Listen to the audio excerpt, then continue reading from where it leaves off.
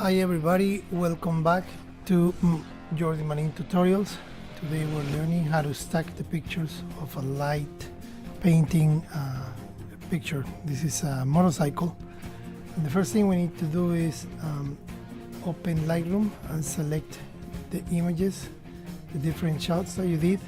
And then now you go right click and then open them as layers in Photoshop. This layer process here takes a little time while all the images load into the program as layers. Sorry, I have a little bit of a cold today, but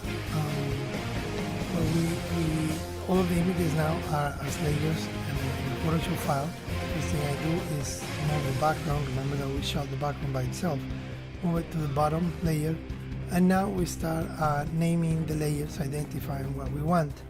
For example, this layer here is obviously the top part or the side part, and just name them in a way that you understand what you were lighting at that moment, at that particular time. Basically, and what I'm doing is comparing what's the difference between one layer and the previous one, and see which one I am working with.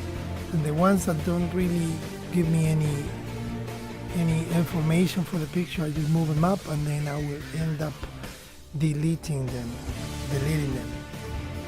And that's good. So here we go. It doesn't matter when, as I told you guys before, you see how this flicks and lights different areas of the motorcycle. And it doesn't matter if you see the light on the picture, like if you see these white areas here, because you might not be lighting that particular area where it's in contact with the actual object. But it's cool. So here we go. I mean, selecting and naming all of the layers. It's important to name them so we know what we're doing. And yeah, it's important to name them. Otherwise, it's gonna be a pain in the ass later to find out what we were looking at in the moment when we picked the different images, or when we picked the different shots. Alright, so here we are. I mean, this is obviously the front part of the bike, and I am deciding. Some of them are probably shot them twice in different way, so I named them, let's say, headlight 1 or headlight 2. As long as I know what they are, we're good. And as I said, layers that don't work, I just delete them. So now that we have named all of the layers, what we need to do now is start masking in the motorcycle. Oh no, bueno, first I'm gonna create a vignette for the image, like setting up the stage for the object when I bring it up. Remember to create the vignette 30% black, and then put the layer as soft light. And here we are now bringing in the motorcycle.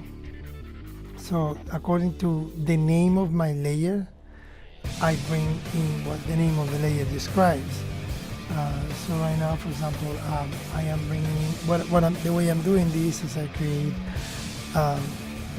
a mask layer inverted so I can't see it, and then with the brush I just bring in what I want. In this case, I'm bringing in the tail, and this is tail part 2 or tail version 2, and then this one gives me the part like right over the back wheel and the back tire, as you can see.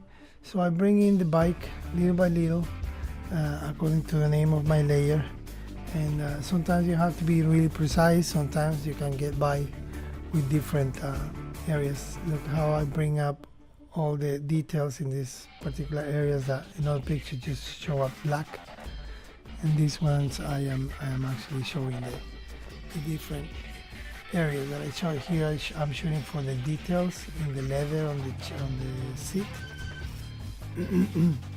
And it's tiny details like that, like for example in here, let me set up. Okay, in here, what I want to do is bring out some light, and now we move to the front of the bike. And so I need to bring in all of this area here, with the front tire. Yeah, I shot this actually. We shot it with one light, actually, only one light, and it was a very simple light because I didn't have a very good power or connection at the moment. But it worked out. I mean, as long as you know what to expect and what to do in the program, you will end up with a very nice image. And I was lucky enough to get this one. See how I bring all of the details in the steering bar. And yeah, I mean, just make sure everything is there. Don't mess it up. Do you see what I did there? I was erasing some details I had brought before. Just make sure you don't mess it up and just keep on doing it. This is not necessarily very hard to do, like all these pen deals or anything. It's harder to shoot the images, but once you have them in Photoshop, see how simple it is to actually bring all the different areas to create the bike. Anything that doesn't work, just put it up and we will get rid of it. We will get rid of it. So it's looking good now. I mean, the whole motorcycle is coming out. And now we have, I mean, I'm testing these layers that don't seem to do much for me, but probably there is something in there, probably in the headlight or probably in the sides, something. Here I messed it up, sorry. And I'm bringing up all of the little details and having consistent lighting all over my beautiful motorcycle.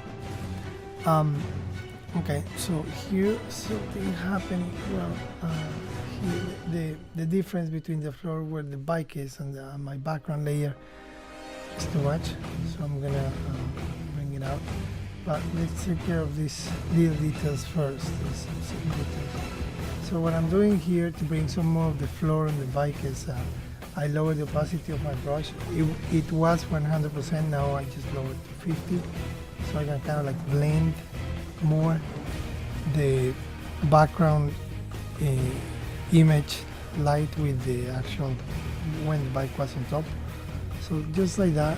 And then the vignette also needs to be modified a little bit, like bring down the opacity for a little bit. And I'm trying to bring all of these details in the wheels. And yeah, so little by little, I'm bringing all the splendor of these of the vehicles. And if it's a car, of course your brushes are bigger. I will bring out the tires. If it's a car, your brushes need to be bigger, and then just concentrate on the details. But it's all in the details. It's only looking very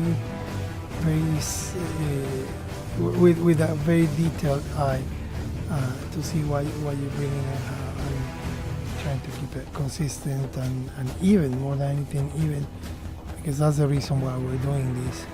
So now I just group all of the layers, and I created one layer with everything Command Shift E. Then I create one layer of the mix down of all of the layers, and I'm gonna add a curves adjustment layer, and then I just light it up a little bit and then bring up those details again with my brush. So I brought up the curves, and now I am bringing up some even more light to certain areas that were not that clear. And now finally we're going to sharpen it, just duplicate that layer, and then high pass, and then save it. And of course I add my signature to it, and that's it. There you have it. It's not that hard. It's very simple. Here's my website to see more of my work.